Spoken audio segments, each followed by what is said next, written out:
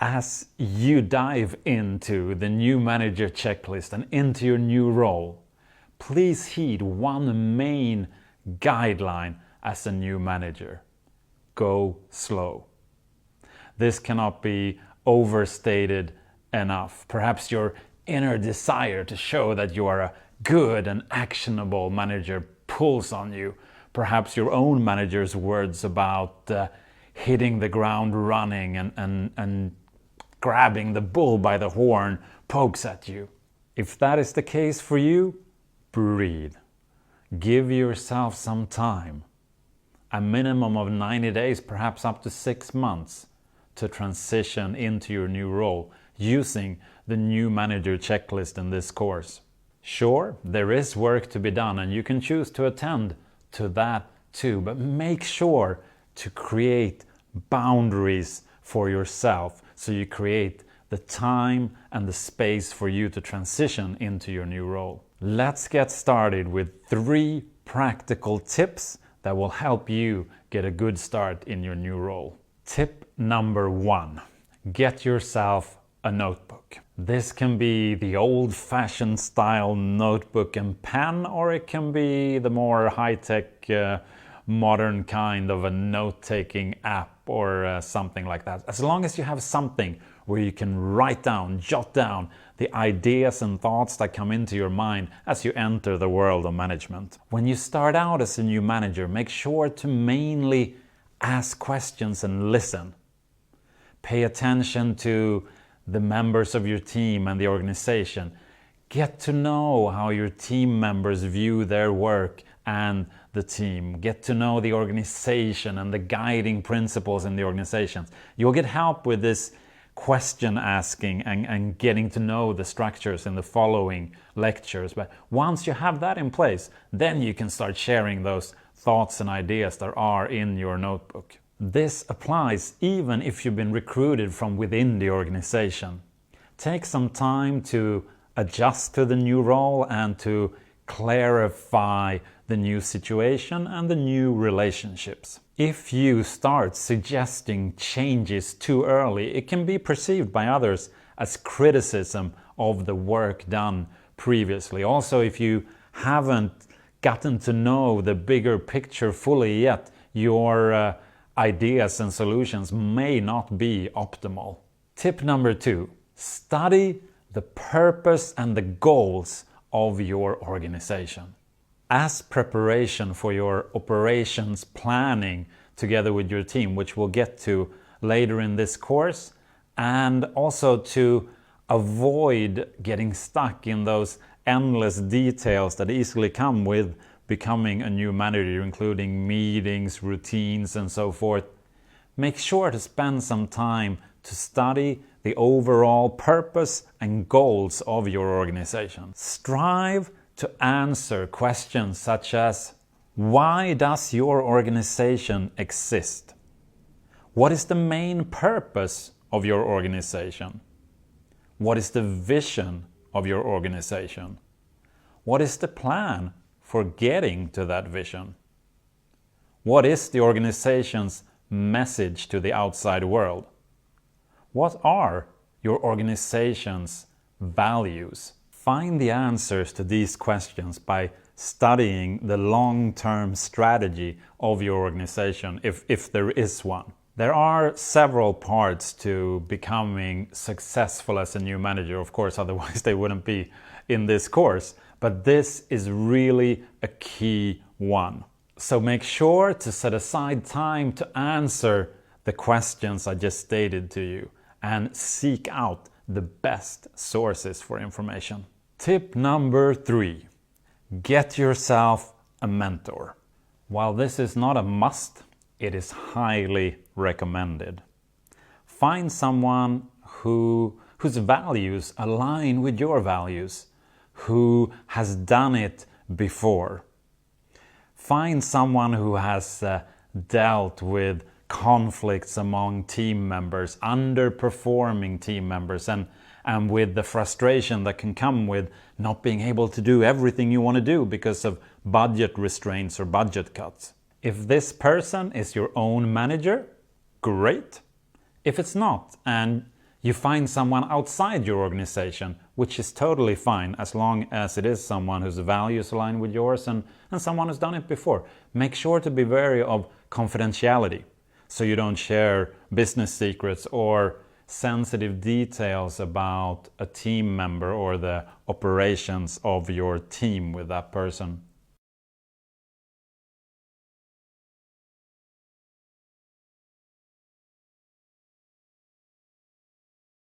So you have the groundwork done?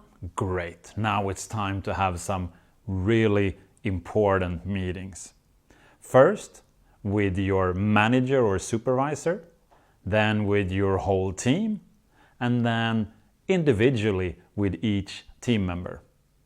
If for some reason, practical reasons, you're not able to have the meetings in that order, I'm sure you can work around that, but the following order and the one I just mentioned is highly recommended from experience. So let's get to it. First of all, the first meeting with your manager, boss, or nearest supervisor. Once you've clarified the overall goals and purpose of the organization, sit down with your boss and find the answers to questions such as: how are you expected to contribute to those goals? Meaning the overall goals of the organization. How are you expected to report and check on your progress towards the goals and their achievement? Please do keep in mind that different goals can be interpreted differently by different managers. So make sure to check with your manager and or top leadership in your organization which of the overall goals have a higher priority, which are more important, if any. Also, ask your boss to clarify which responsibilities and authorities you have for achieving those goals. Start off with the responsibilities. Make a list of what you're expected to be responsible for when it comes to the performance of your team. Then also make a list of the authorities or powers you have for achieving that.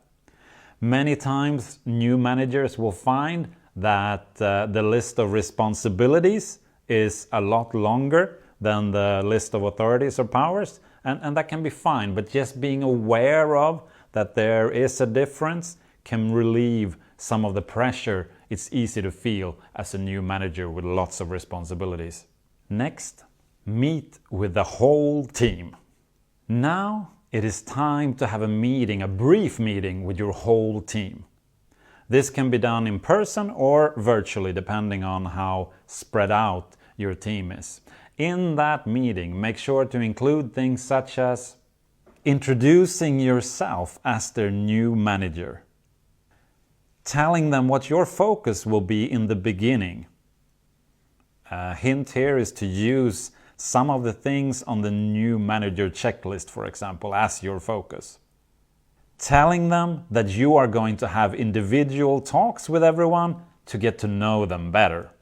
Also, at the end, let them know that if they have questions, they are welcome to approach you. Let them also know how they can reach you by phone, email, a knock on the door perhaps. Then, meet individually with each team member. After your meeting with the whole team, it's time to sit down one-on-one with each team member. Make sure you schedule plenty of time for this, a minimum of 30 minutes I would say, but up to an hour and a half. Don't drag the meeting out, but make sure you don't have to rush to the next meeting or the next thing on your agenda. So in case you're faced with a talkative team member, make sure you're able to spend time with them, especially at this stage. During the meeting, ask the following questions. What do you like about your job? What are the biggest challenges you face? What does your current workload look like? What are your ambitions for your future work-wise? What ideas do you have for improving the organization? Realize that you will not be able to please everyone, so I would suggest saying something upfront like, I would love to get your input as I make plans for the future. This will go a long way in building open communication and positive relationships. Understanding people's goals, challenges, and hang-ups will help you help them perform at a higher level. At this meeting, also let them know that you're open to listening, whether you decide to have an open door policy or schedule office hours each day. Make sure your team members know how and when they can reach you.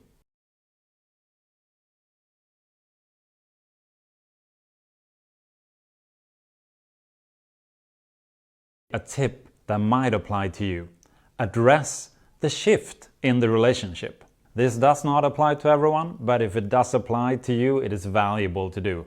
And it does apply to you if you have been promoted from within the organization into your new manager role, or even more so if you were promoted to the manager of a team that you were previously the team member of.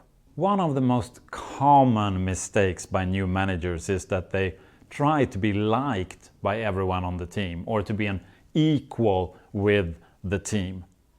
This is simply not possible in your new role, and you need to address that immediately upfront. With your team, ask them for their expectations of you in your new role and share with them what your expectations are regarding them. Establish boundaries. Explain what they can expect from you. The new relationship status is not easy for them either. Acknowledging it upfront is a great way to ease some of the tension and uncertainty. Perhaps you shared a desk with a colleague before that you are now the manager of. Favoring him or her will undermine trust in the rest of the team and create resentment. And even if he or she is happy for you, he or she could also feel resentful and awkward about your new situation. Start your conversation with that colleague something like, I really value our friendship, and at the same time it is important for me that each member of the team views me as fair and consistent, so our working relationship is going to change.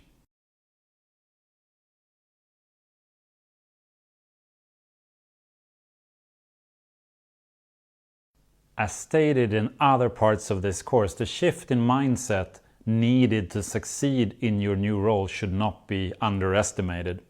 Here are a few pointers about that mindset. Change your focus. Change your focus from being the one to accomplish the tasks to instead helping others accomplish their tasks in a great way. Take on a team-oriented focus. If your team fails, you fail. Share credit with your team when you succeed, so their motivation to do well in the future stays strong. Avoid excessive micromanaging or abandonment. As you get to know each team member, get a feel for their competence level. A team member with a lower competence needs more of your task direction and relationship support, so he or she can grow to a higher competence level. They will feel abandoned and stop in their growth if you do not provide enough of that direction and support. A team member with a higher competence level will want more freedom and less task direction. If you provide them with lots of task direction and relationship support, they will likely feel that you are micromanaging them too much, which will cause them to be a lot less effective. Remember that competence does not only consist of a person's knowledge and experience, but also their motivation and courage. Someone might have lots of knowledge, plenty of experience, as well as being highly motivated, but are afraid to fail. Figure out which part of their competence that needs to be focused mostly on, and you will be well on your way to growing your people into self-leaders, freeing up more of your time and energy for strategic leadership in the future. Resist the temptation. You might want to jump in right away and make some changes to show that you are in charge or to make a good impression on your manager. This is very common as a new manager. Resist that temptation and instead initially focus more on listening and learning. Take plenty of time to fully understand your team and your organization from the perspective of your new role.